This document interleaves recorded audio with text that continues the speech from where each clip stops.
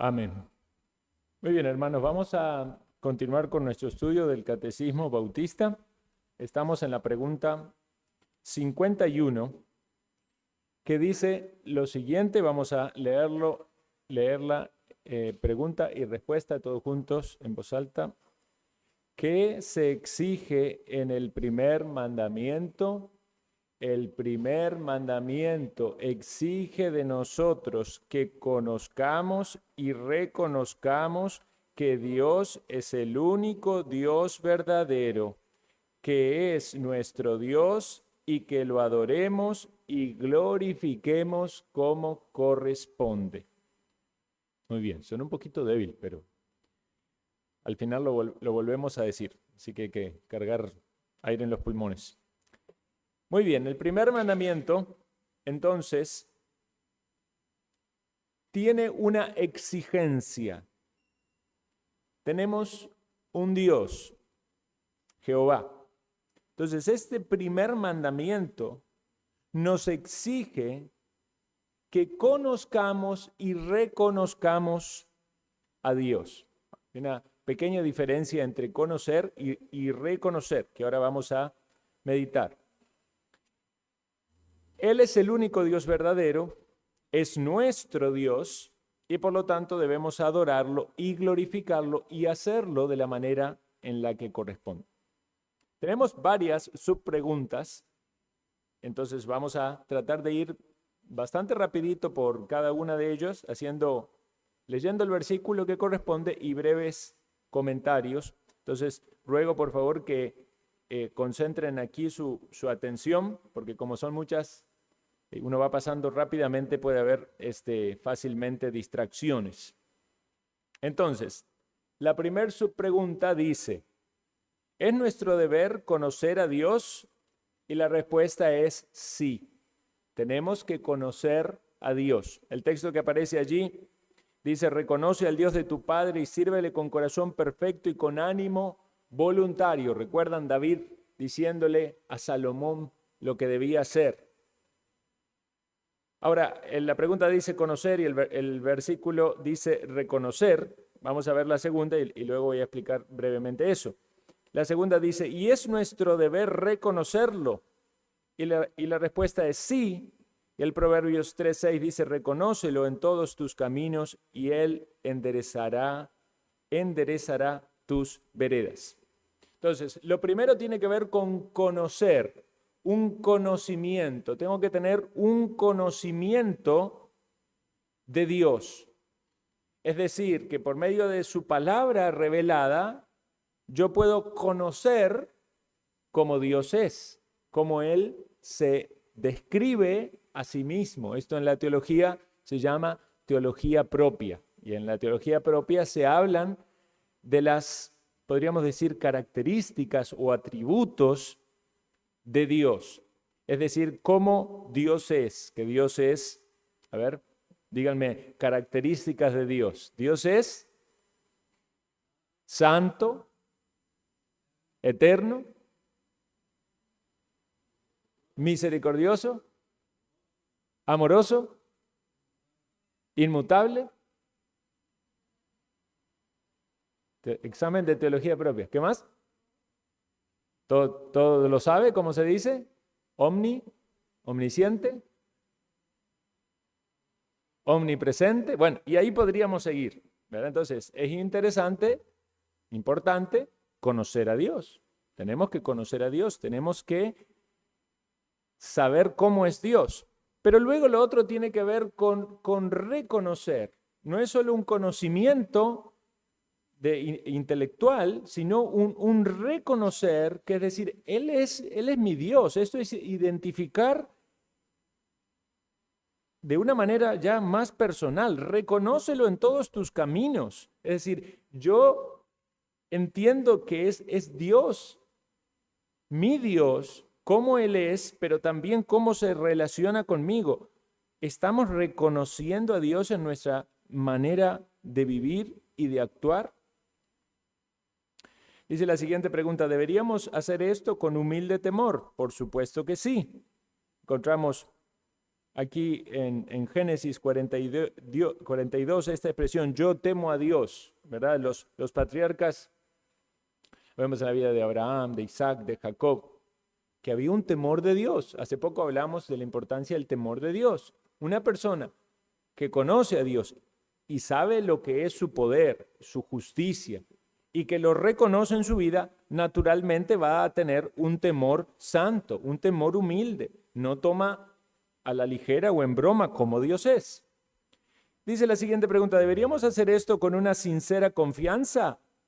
Aunque hay un temor, como cuando se acercaban al monte, ¿verdad? Un temor tan grande, también debería haber una confianza, porque nosotros, los creyentes, llegamos a Dios por medio de Jesucristo.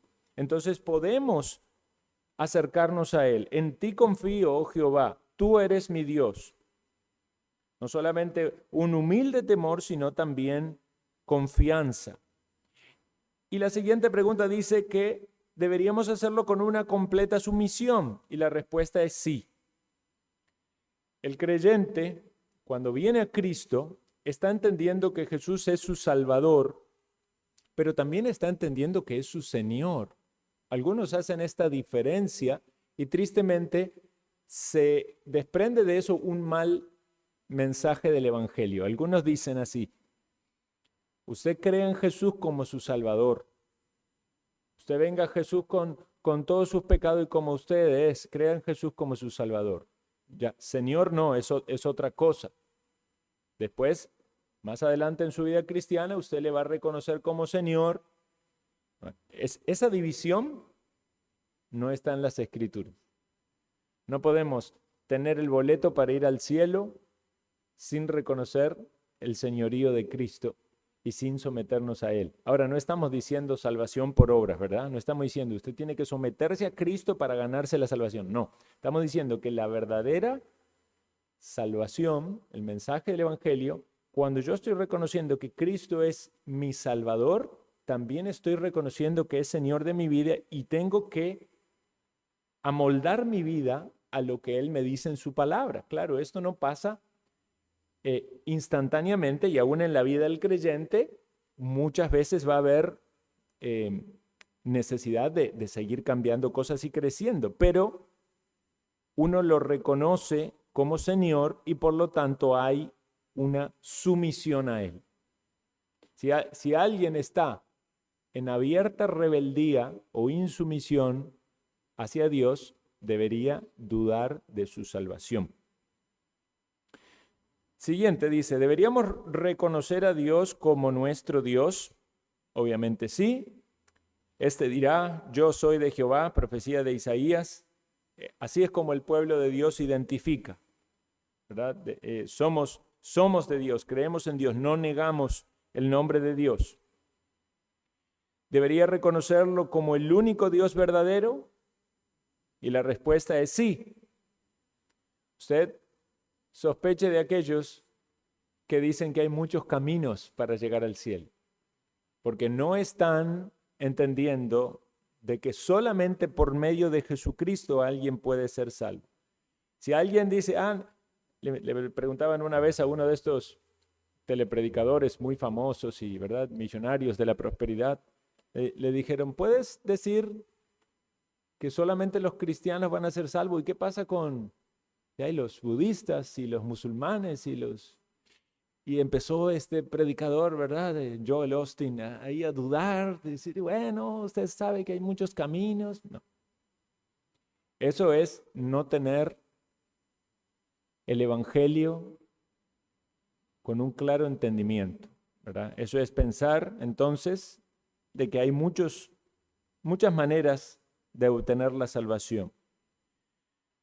Nosotros reconocemos que hay solo un Dios verdadero y todo lo demás son ídolos, dioses falsos. Por eso cuando los tesalonicenses se convirtieron a Dios, esa es la conversión, eso es un cambio, un giro radical. Dejaron sus antiguas creencias, sus ídolos, para servir al Dios vivo y verdadero. ¿Deberíamos hacer esto públicamente y ante el mundo? Y la respuesta es sí. Se usa el texto de Timoteo, que hiciste buena profesión delante de muchos testigos. Esto podría ser aplicable, hermanos, a al testimonio del bautismo. Cuando alguien se bautiza, lo que está haciendo es dando un testimonio público de que cree en el único Dios verdadero. Por eso el bautismo es en nombre del Padre, del Hijo y del Espíritu Santo, y que está disponiéndose a seguirle como discípulo. ¿Deberíamos reconocerlo con discernimiento y entendimiento? La respuesta es sí. Escogeos hoy a quién sirváis, le dijo Josué. Debemos hacer como los bereanos, debemos escudriñar las Escrituras, debemos tener un entendimiento acerca de cómo es Dios y qué es lo que Él pide de nosotros. Si nosotros no vivimos un cristianismo de discernimiento y de entendimiento, entonces, ¿en qué consiste nuestro cristianismo? Bueno, tristemente, mucha gente vive un cristianismo de emociones.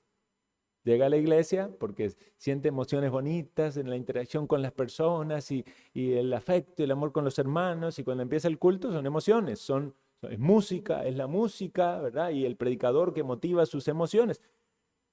No decimos que las emociones estén mal, pero tiene que haber un discernimiento, tiene que haber un entendimiento para que podamos adorar a Dios con nuestro culto racional.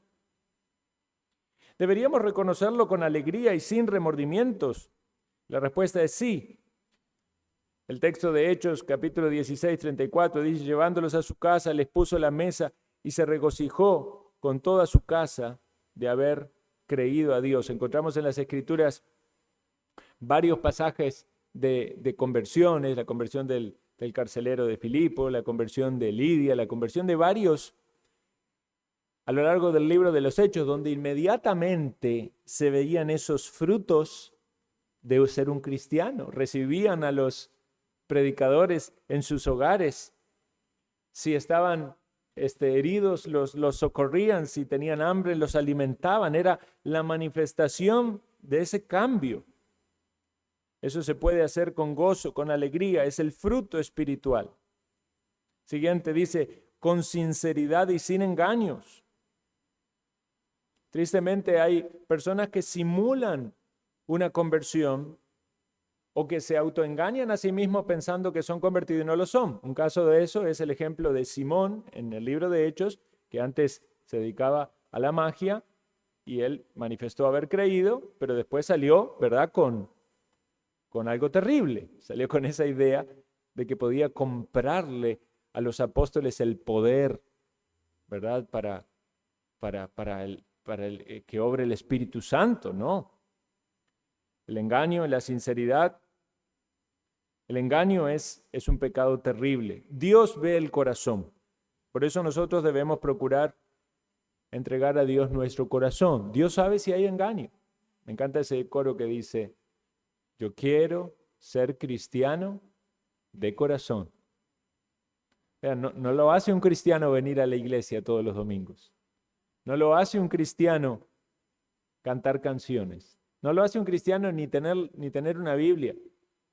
Si usted quiere ser un cristiano de corazón, sepa que Dios mira adentro. Y si no hay verdadero arrepentimiento, usted está expuesto a la condenación eterna. Tiene que haber arrepentimiento y fe en Jesucristo. Deberíamos reconocerlo íntegramente y sin reservas. El ejemplo bueno es de Caleb, este hombre que había sido un siervo del Señor, enviado en su momento como espía entre tantos otros hombres que pecaron de incredulidad y dijeron: no podemos ir a la tierra prometida. Pero Caleb y Josué, dos siervos del Señor que dijeron: si el Señor nos ha prometido esa tierra, sí los venceremos, aunque sean gigantes, aunque sean muchos, el Señor nos dará fuerza para vencer. Y ciertamente él siguió con integridad y sin reservas. Así debe ser nuestra entrega, hermanos. No es a medias tintas con Dios. Algunos piensan que pueden estar con un pie en la iglesia y con el otro pie en el mundo. No es así. Dios ve si hay una entrega completa o si hay una ambigüedad allí, si hay dos señores. No podéis servir al Señor y a las riquezas. porque se aborrecerá a uno y se amará al otro. No se puede seguir al mundo y seguir a Cristo. Entonces, debemos analizar si realmente nuestra entrega es completa. Completa, obviamente, vamos avanzando, porque día a día tenemos exigencias de la propia palabra, del Espíritu Santo de Dios que nos muestra cosas, pero siempre tiene que haber una disposición a decir, Señor, si eso me pides, voy a entregarlo. Si me pides cambios en eso, lo voy a cambiar. Deberíamos reconocerlo con determinación y sin titubear, es decir, sin dudas. Eso es lo que Dios quiere en nosotros, esa convicción de seguirle, de no volver atrás. He decidido seguir a Cristo, cantamos después de un bautismo, no vuelvo atrás. Y eso debe ser una frase que esté en todos los momentos de nuestra vida, porque cuando estamos contentos, con ánimo, y ¿verdad? En buen ánimo espiritual, comunión con el Señor, todo va bien, pero cuando vienen las pruebas, cuando vienen las tentaciones, cuando vienen los ataques del enemigo, no vuelvo atrás. ¿Deberíamos reconocerlo de manera definitiva y sin dar vuelta atrás? Sí. Nosotros no nos apartaremos de ti, avívanos e invocaremos tu nombre. Salmo 80, 18. ¿Deberíamos entregarnos a la voluntad de Dios? Sí. Heme aquí, haga de mí lo que bien le pareciere. Segunda de Samuel 15, 26. Las hermanas, las mujeres estuvieron en la reunión de mujeres y estudiaron acerca de María. Y una de las características de María fue esta, entender que era la voluntad de Dios para su vida algo muy especial, único. Ninguna otra mujer en su vida iba a cargar en su vientre al Hijo de Dios. Y ella tuvo esta expresión, hágase con tu sierva según es tu voluntad. Esa debe ser la manera de responder a la voluntad de Dios de cada creyente. Ahora, hay una voluntad general de Dios revelada que usted y yo la podemos conocer por medio de su palabra.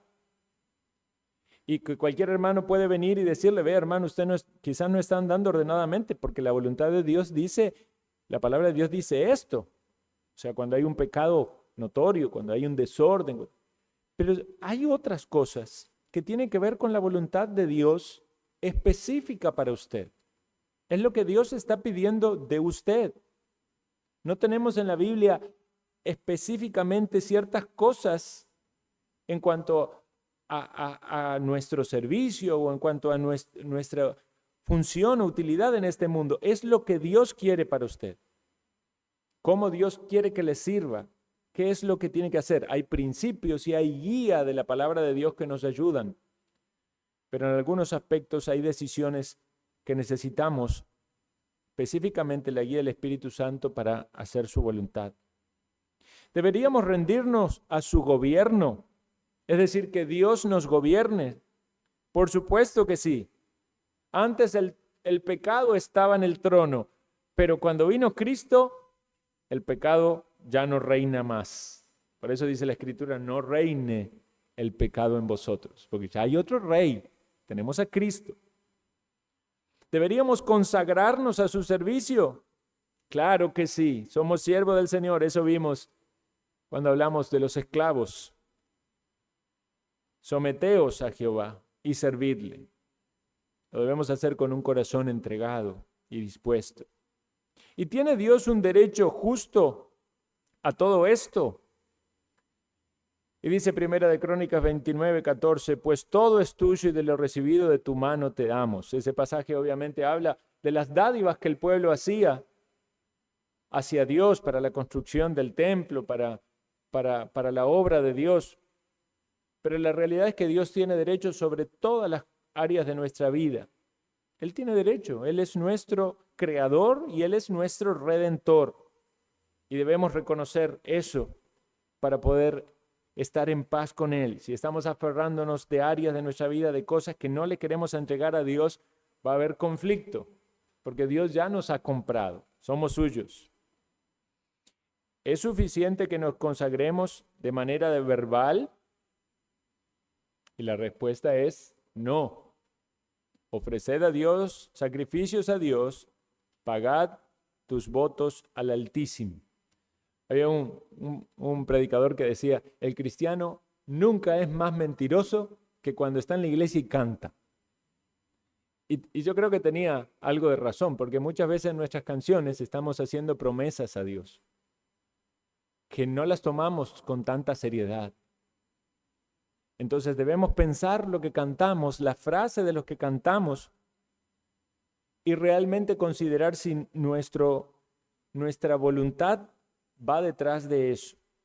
Si cantamos que nos deleitamos en Él, si cantamos que le alabamos, si cantamos que vamos a estar en comunión con Él, si cantamos que queremos servirle con gozo, que queremos entregarnos, pensemos en todas esas promesas que hacemos a Dios. Por lo tanto, ¿debemos adorar a Dios? Y la respuesta es sí. Vosotros también, como piedras vivas, sed edificados como casa espiritual, sacerdocio santo, para ofrecer sacrificios espirituales aceptables a Dios por medio de Jesucristo. Sacrificios espirituales como iglesia, cuando nos reunimos, tiene que ver con todo lo que aquí hacemos, lo que Dios ha determinado necesario, elementos del culto. Oramos, y como lo repito muchas veces, no es solo el que ora de manera pública, sino también los que oran en silencio. Si usted mientras alguien está orando, usted no está concentrado en la oración, usted no está dirigiéndose a Dios, entonces usted no está adorando allí. Cuando cantamos, como decimos, cantar con el entendimiento, pensando en Dios, pensando en lo que cantamos, no solamente porque tocó ese himno y esa es la letra del himno y casi que uno canta más pensando en la pared o en la letra que en Dios, ¿no? Debe ser nuestro corazón elevándose a Dios. Cuando ofrendamos, aquí no pasamos, recogemos ofrendas, sin embargo debemos entender que es parte de nuestra adoración a Dios. Entonces cuando alguien coloca, ya sea en el arca o alguna ofrenda que da a la iglesia, debe entender esto es un acto de mi adoración a Dios. Cuando la palabra es predicada, la atenta escucha, el esfuerzo por decir, Señor, tú quieres decirme algo. Obviamente en un sermón, en enseñanza hay mucho que se va a perder. Aquí vamos avanzando pregunta por pregunta y dicen algunos que queda el 10%, que queda el 20%, pero más allá de lo que la psicología puede decir en cuanto a la capacidad de retentiva que cada uno tiene, pensemos que estamos adorando. Y quizás dentro de ese acto de adoración, que también es carente por nuestras limitadas capacidades físicas, mentales y todo lo que la debilidad humana que tenemos, pero estamos haciendo un esfuerzo de adoración. Esta es la adoración que vale, hermanos. Esto es lo que debemos hacer. No hay que caminar un montón para llegar a Cartago, ni hay que inclinarse frente a estatuas, ni hay que hacer grandes obras de caridad para purgar pecados. No, esto es lo que Dios pide, que le adoremos con los elementos que Dios ha mandado. Sacrificios espirituales aceptables a Dios por medio de Jesucristo. Y evidentemente no solo en la adoración pública, sino también en nuestro día a día, que es otra manera también de adorar a Dios. ¿Debemos hacer esto con el hombre interior? Sí. El hombre interior, bendice, alma mía, a Jehová. Bendiga todo mi ser su santo nombre. Cuando clamamos a Dios por un avivamiento, clamamos a Dios que realmente seamos avivados desde el interior. No tiene sentido que la iglesia esté llena de personas que exteriormente están buscando a Dios. Lo que queremos es ver un grupo de fieles que desde el interior son avivados, son renovados. Y ojalá eso también mueva a muchos a compartir las buenas nuevas, a invitar para que más personas vengan.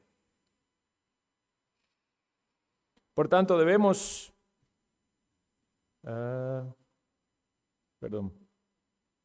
y debemos hacerlo con totalidad de nuestro ser, sí. Una vez más, bendice alma mía a Jehová y no olvide ninguno de sus beneficios.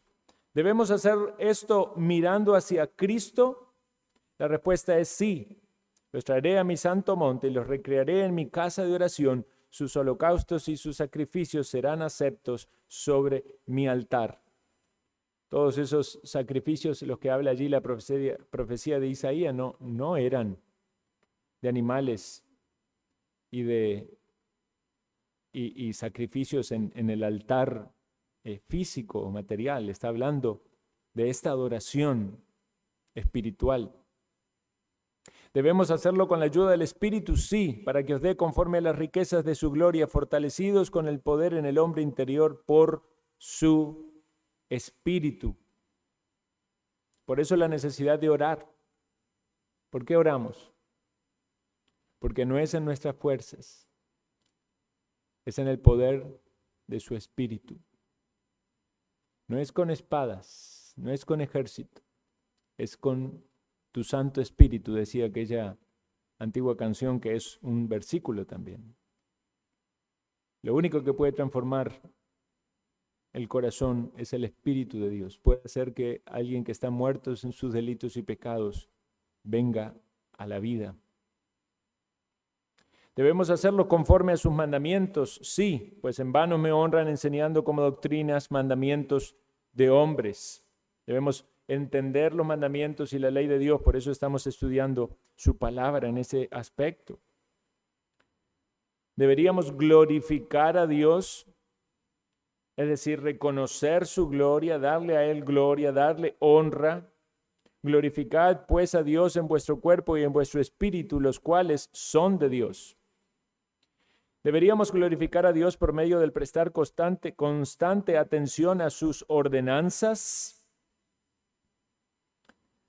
Y podemos entender ordenanzas de dos maneras. Ordenanzas como todos los mandamientos del Señor o ordenanzas específicas como aquella que Dios dio a la iglesia, que es el bautismo y la Santa Cena. Esas son dos aplicaciones bien prácticas. Si yo soy un discípulo de Cristo, tengo que estar bautizado. Y si estoy bautizado, tengo que estar unido a una iglesia local para poder participar con mis hermanos, que en común acuerdo estamos unidos de la cena del Señor. Todas las naciones vendrán y te adorarán delante de ti y glorificarán tu nombre. ¿Deberíamos glorificar a Dios por medio de una humilde confesión de nuestros pecados? La respuesta es sí. Hijo mío, da gloria a Jehová, el Dios de Israel, y dale alabanza, y declárame ahora lo que has hecho. Recuerdan, este era el pecado de Acán. Pero Acán tristemente confesó su pecado no por sincero arrepentimiento, sino para condenación. Pero nosotros podemos confesar nuestros pecados sabiendo que Jesucristo pagó en la cruz por ellos y que podemos de ese modo tener comunión con Dios y los unos con los otros. Deberíamos glorificar a Dios por medio de una carrera regular de obediencia. Juan 15:8. En esto es glorificado mi Padre, en que llevéis mucho fruto y seáis así mis discípulos. Hermanos, no nos conformemos con la mediocridad. Con mucha facilidad podemos caer en un estancamiento espiritual y pensar, no estoy tan mal, estoy haciendo lo que Dios me pide, pero no estamos teniendo muchos frutos. Deberíamos clamar a Dios y decir, Señor, ¿qué pasa? Te estoy buscando, te estoy sirviendo, estoy haciendo todo lo que puedo, pero todavía no veo muchos frutos. Dame frutos, bendice mi vida con frutos para ti. No quiero llegar al cielo con las manos vacías, quiero tener algo con que honrarte. ¿Deberíamos glorificar a Dios si somos llamados a padecer por Él? La respuesta es sí, eso es duro pensarlo, pero muchas veces la fe va a tener que ser probada. Fue probada para Daniel y sus amigos cuando pusieron una estatua a la que obligaban a adorar. Fue probada la vida de Job por la enfermedad y la pérdida. Fue probada la vida de los apóstoles que tuvieron que padecer mucho por causa del Evangelio. Y no sería extraño que también nosotros tengamos que enfrentar algún tipo de padecimiento. Entonces, ¿estamos dispuestos en medio de las pruebas, las tribulaciones y las aflicciones a padecer por Cristo? Esto es lo que la Biblia dice. Nos ha sido concedido no solo que creamos en Él, sino también que padezcamos por Él. Quiere decir que hay una concesión, hay una dádiva de Dios que no podemos entenderlo con un pensamiento o un razonamiento humano, sino solamente confiando en un Dios soberano que hace todas las cosas de manera perfecta y para su gloria. ¿Y redundará esto para nuestro beneficio final? Y la respuesta es sí. Porque el Señor dice que Él honrará a los que le honran.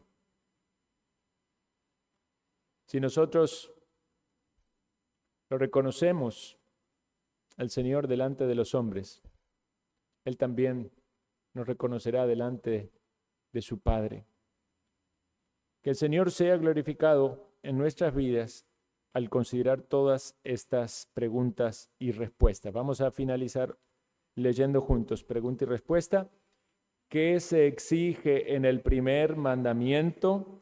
El primer mandamiento exige de nosotros que conozcamos y reconozcamos que Dios es el único Dios verdadero, que es nuestro Dios y que lo adoremos y glorifiquemos como corresponde. Oremos. Señor, gracias te damos